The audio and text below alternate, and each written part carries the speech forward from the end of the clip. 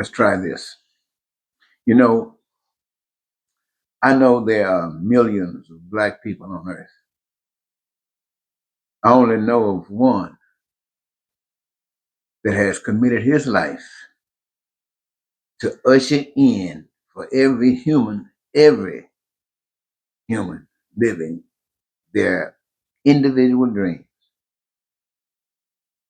Let me say that again. I know that there are millions of black people on earth, but I only know of one that has committed his life to usher in for every human living on earth that they live their dream, their individual dream. Now, there are millions of white folks on earth, but I know of not one that is committed to usher in for every human living on earth to experience their individual dreams. There are multi-millions of other people living on earth, Asians, Latinos, and others. We know them by name. But I know not of one that is committed to life that others might experience their dreams. Not a one. Not one politician, not one entertainer, not one person of God, not one secret society, not one king, not one queen, not one government. Now, though the earth is acceptable and prepared for billions to have their needs, to have their wants, and to have their desires met, I only know of one person committed for such for all people. The rest of the world's people, they resist. They resist peace. They resist freedom and prosperity. They resist joy and happiness and fulfillment and satisfaction. And they resist living the individual dreams. They are satisfied with some living life while others suffer. They are satisfied with homelessness and hunger. They are satisfied with poor health care and inadequate education and poverty. Well, it's fine with them even if you don't have a job. But that's the rest of the human population. Poverty, crime and violence, lying and cheating and hatred and racism and bigotry, terror and war. It's preferable to a satisfied life. But hell on earth is the reward that others suffer.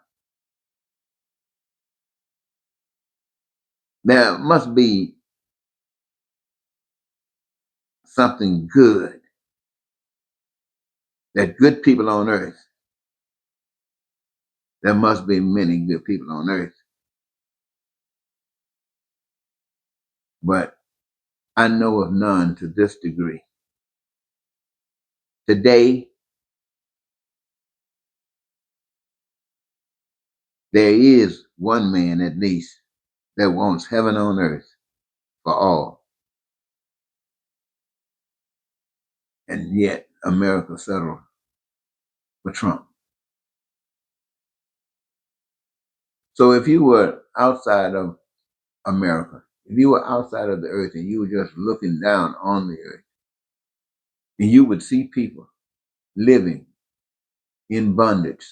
When I say bondage, I'm talking about you would see people who are not happy in life. They struggle because they want to be happy. And they try to meet the terms of the systems that they find themselves under. Many of them experience something that's satisfying and others don't. But when you look down and you see this, You know these people who are not experiencing life is listening to a voice that's robbed them of their life. They're not listening to the voice that says that heaven was made for you. They're not listening to the voice that says everything was designed so that you might be fulfilled in life. They're not listening to that voice. They listen to that other voice. Wow. And why do they listen to? I pondered that for quite some time. And I have all kinds of thoughts. I'm sure you do as well. And it takes all of those thoughts, the ones that I got, the ones that you got. They all represent why. But that is not what we really want. We don't really want to know the why. We want to know the solution. And the only thing I can think of when it comes down to that solution is for me to care about every other human being on the face of the earth as I want every other individual on the face of the earth to care about me. I see that.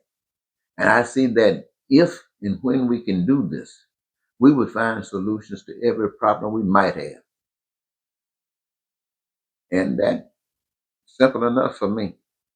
So I want to share that with you, ladies and gentlemen, and maybe it might have some effect. If it does, God gets the glory. If it doesn't, till next time, goodbye.